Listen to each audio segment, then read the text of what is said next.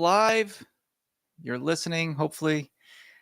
I'm going to introduce myself in a minute. I'm going to wait for some of the followers who have been waiting for this event to come into the various rooms. We're streaming live, by the way, or I'm streaming live on Facebook, Instagram, TikTok, LinkedIn, and Twitter. I am Mike Volkan. I am an entrepreneur coach, small business consultant, multiple exits, built and sold 6 companies, wrote some books, blah, blah, blah.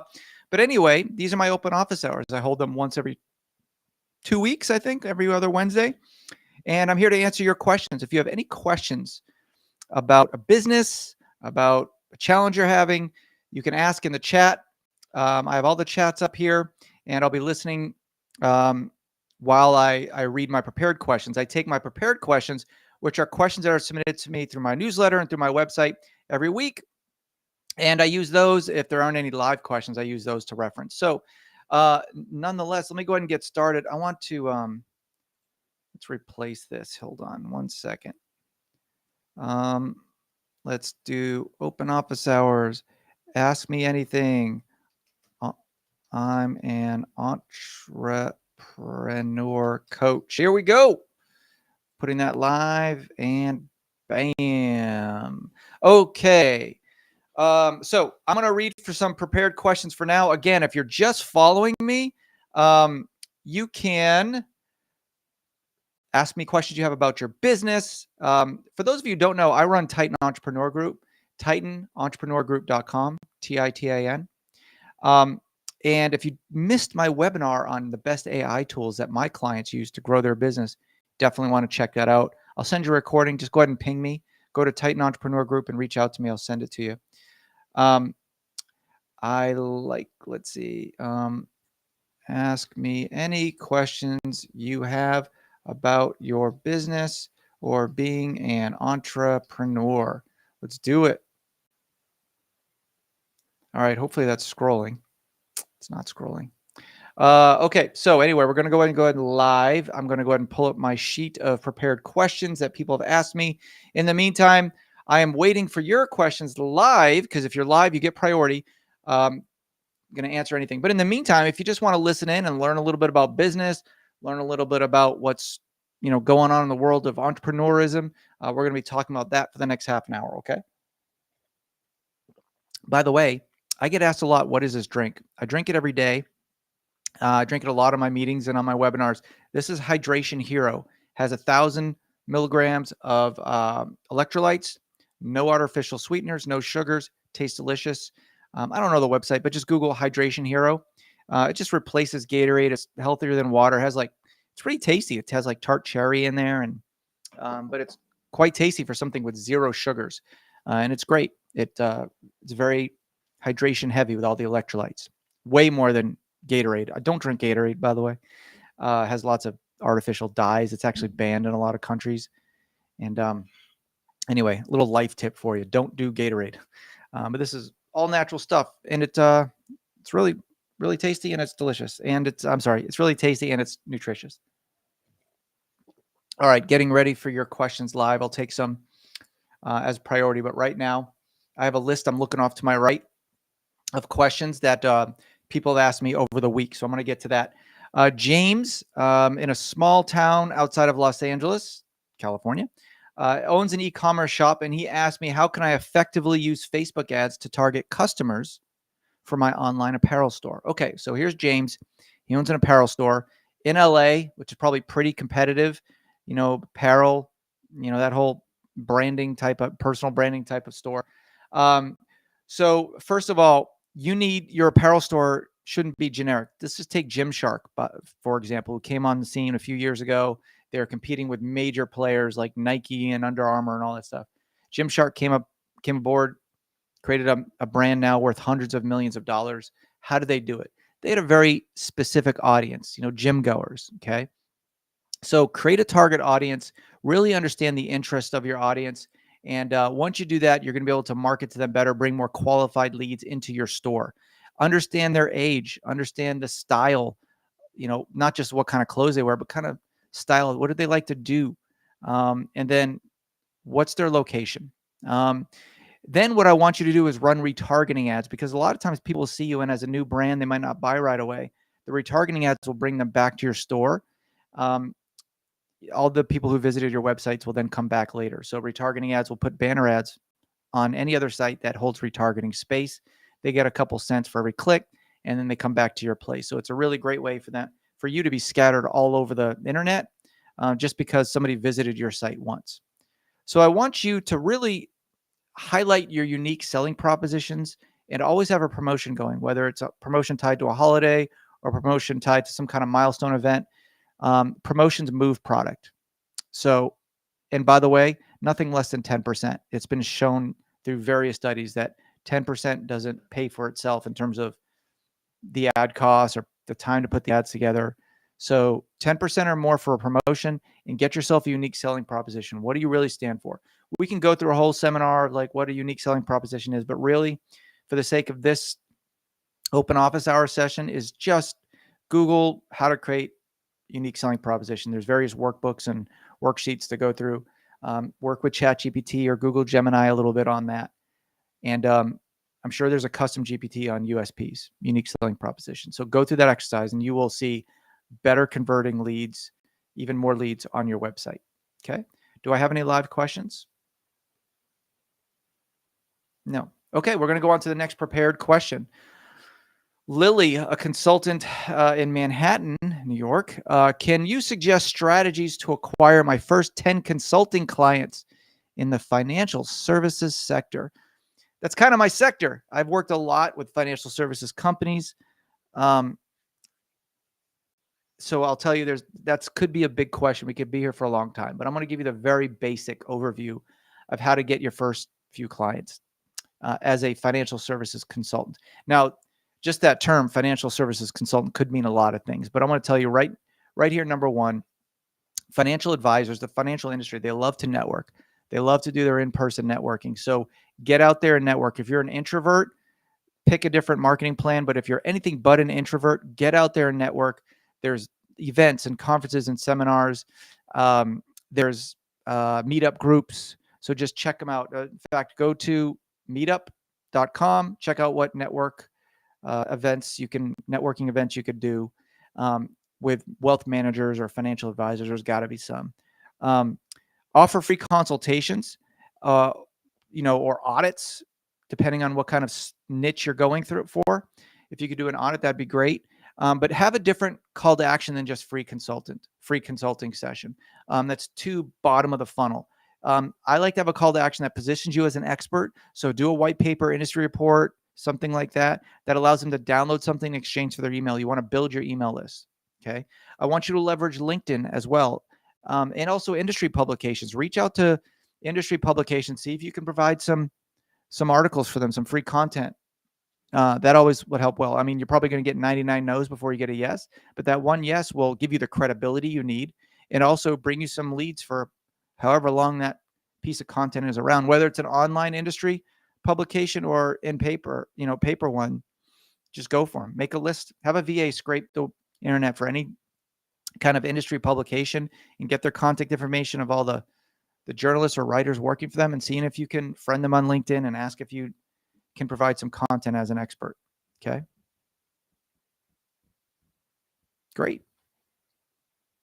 Looks like we have somebody typing a comment in here. I'll wait for the question to come in. Okay. Thank you, Jess. Jess just submitted a question here. You own an e-commerce shop. Okay. We just had someone submit a question about e-commerce. It was an apparel store, but you said, what steps should I take to improve my conversion on my website? It's kind of low, and it's been low for a while. It's always been low. Okay. So your question is, what steps should I take to improve my e-commerce website conversion rate, basically? The first thing you need to do is check out your stats around the specific add to cart process. Most of the fall off comes in after somebody's added something to the cart, and you don't know what that is. It could be price, could be timing, could be something else altogether. But I want you to streamline the checkout process. That's the first thing I would investigate as your fractional CMO, which is what I am in addition to an entrepreneur coach. I would come in and I would check the stats on the checkout process itself. I want you to optimize it for mobile. Sometimes there's an issue with, you should always design your site, at least from an e-commerce perspective, mobile first. So check it out. I want you to go through, clear your cache, go incognito, and then add something to the cart from a mobile phone, from an iPad, and then from a desktop, and see if the process is the same, if everything makes sense, if anything's jumbled. I had the lowest e-commerce rate, conversion rate for a long time for one of my clients, or they did. And then they came to me and I found out that the buy button was hidden on mobile and that 80% of their traffic was mobile. So all these people were adding something to the cart and they literally couldn't check out. And nobody contacted the company and said, hey, I've added something to the cart. They just leave at that point because it's a reflection of your professionalism. So, or maybe they thought it would get fixed and didn't bother coming back. Or maybe they thought there was something wrong with their device. But nonetheless, go through the process and all the different major types of screen types, okay? The other thing I want you to do is I want you to A/B test product pages, okay? Test different images, test different call to actions, even test the different colors. Make a list of everything you want to test. You would be shocked. I've had a 5%, I think it was a 5.2% change just by changing the button color. It's like, you really didn't think that was going to make a difference, but it does. And that 5.2% led to thousands of dollars of increased money. Okay. I want you to offer clear product information. There was a good conversion I did for an A/B test once when we changed from paragraph to bullet points for product information. I guess people just don't like to read paragraph text. So maybe test paragraph versus bullet on bullet points on product information. Okay. Very high quality visuals. There's no excuse not to have high quality product images, especially all these AI programs now. You can literally just take a phone, put on a high setting, and then snap a quick picture, and the AI can pretty it up, increase the resolution, change the background, even 3D images. There's all sorts of cool things you could do. So there's no reason to have fuzzy, grainy, uncentered, product images. Okay. Change these. Change my. It's pretty sunny out here in California. I'm getting too much sun on my face. All right, there we go. Maybe that helps a little bit. All right, let me check. Thank you for that question. Live questions take precedence, everybody. So if you want to ask me a question, you can do so. I'll take a little break. I'm going to change this. I'm going to put an apostrophe on this. I'm an entrepreneur coach. There we go. Now it's grammatically correct. All right. Any questions? I see some people typing, but I'm going to go ahead and get to the next question that was submitted to me last Wednesday. David, you own a tech startup in San Francisco. I'm kind of near there now. I want to say my hometown, but I'm about an hour north of San Francisco. Your question is, what are the legal considerations I should be aware of when raising capital? This is a good question. I'm not a lawyer, so I'm going to preface this by this is not legal advice. I want you to consult with a lawyer first, especially on one that specializes in security regulations. I'm a real estate investor, and I know there's some security regulations around investing in capital and how you collect that money and even how you advertise for that, raising capital. But from a business perspective, they're actually a little bit different than a real estate perspective. But nonetheless, your question, what are some legal considerations you should be aware of when raising capital? Understand investor rights and exit strategies. And what you can do, don't go to ChatGPT for this because it might be a little dated. Go to Google Gemini and ask them that question. They'll give you more up-to-date answers. Google Gemini doesn't limit. I think ChatGPT 4 is at last year where the data is cut off, but Google Gemini searches real time. So you can get up-to-date legal bullet points on this. And there's even custom GPTs called Legal Aid or something like that. Get a custom GPT that gives legal advice that's more geared towards scouring the right parts of the internet for legal information. I want you to be able to negotiate clear terms. That's very important when bringing in investors, getting the terms of what their investment money will exactly do. And if it's a convertible note or straight equity or whatever, you need to really spell that out and spend some time with an attorney to really spell that out and understand that. Unclear legal contracts, especially with investing, could lead to problems down the road, as you can imagine.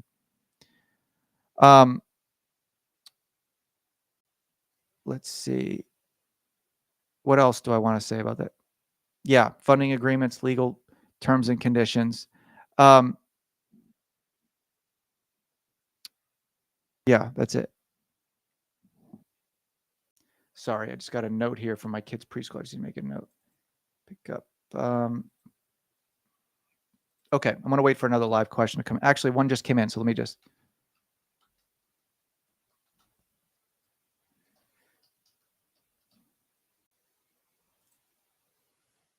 Just adding something here.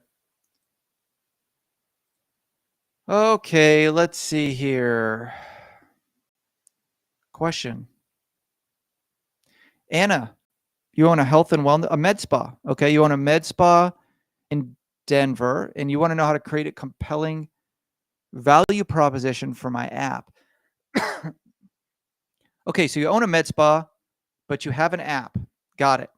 And you need a value proposition for the app, but not necessarily the med spa. I think I'm getting it. So let's just forget the fact that you own a med spa. Let's not muddy the waters. So basically, the question is, you need a value proposition for your app, and it's, I'm assuming, some kind of wellness app. So what I want you to do, and this is for anybody who wants to create a value proposition, I want you to focus on the specific user needs and desired outcomes. Okay, I want you to highlight your results, make them data driven, and I want you to get social proof. Okay, social proof is very important. I want you to showcase a very user-friendly and engaging app interface. Now, the value proposition itself, you get some guidance, utilize AI for this, okay? I want you to go to ChatGPT. There's a value proposition. I've used this, a value proposition custom GPT. It's called Value Prop, I believe. And there are several options. They're all just as good. Use that. There's prompts there that will start the process for you. Tell them the question you just had for me and put at the end of that prompt, ask me any questions you need. It will guide you through the process of creating value proposition. Here's the thing. It's going to give you one answer, one value prop. When it gives you that one value prop, I want you to say, if you agree with it, great, give me 5 more examples. That way you get to mix and match different answers and see which one works best for you. Okay. Okay. Thank you for that live question. We're going to take one more question here, and then we're going to take off. This one's a pre-prepared question.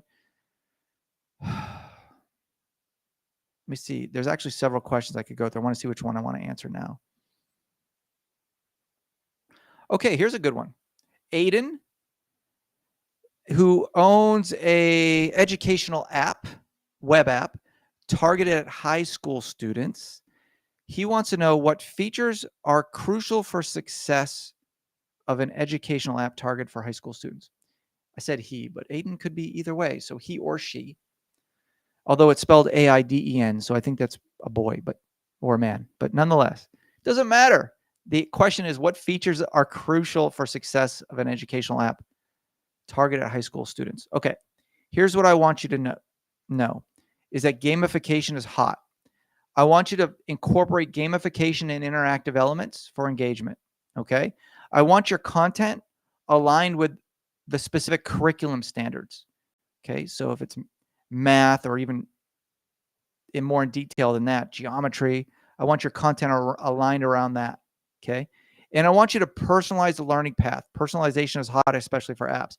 So any way you can, personalize that for the specific student. Use it, incorporate AI if you have to understand the specific user and their interaction with the app itself at different levels. Okay, so my answer to your question is twofold. Number one, gamification. They earn points for doing things, whatnot, maybe rewards.